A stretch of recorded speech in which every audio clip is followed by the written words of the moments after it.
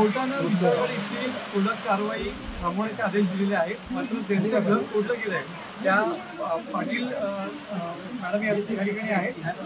काय सांगाल, तुमचं घर या ठिकाणी अतिक्रमण तोडलं गेलेलं आहे, सध्याची परिस्थिती काय आहे?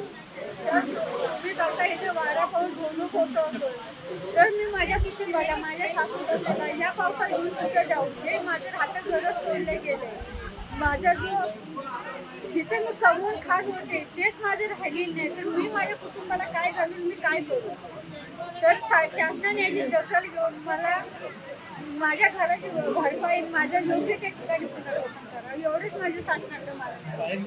ज्या पद्धतीने आता आदेश दिलेला आहे याचा मला काही नाही. आता ज्यांना जी घरं आहेत याची मुलं आहेत ते आपली त्या घरात हवे असतात, यांना तशी मिळाली ती निदान हिंदी तरी मुलं त्या पावसापाण्यात ती कुठे जाणार? तशी ती उद्या पडली तशी ती उद्या पडू नको, त्यांचा संसार माझा उद्या पडला म्हणून त्यांचं काय करू द्या? त्यांना मिळाल्यावर निगेटिव्ह राहू माझ्या मी कुठे जाऊ? मी कुठे जाऊ असा सतत सवाल या ठिकाणी पाटील ताईंनी केलेला पाहायला मिळतोय. कॅमेरामन समीर गर्दीसह मनोज बेले, टीव्ही 9 मराठी, विशाळगड, कोल्हापूर.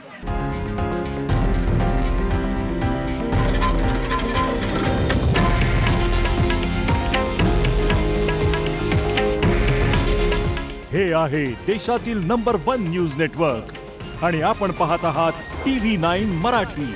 काळजी तुमची, हित महाराष्ट्राचं.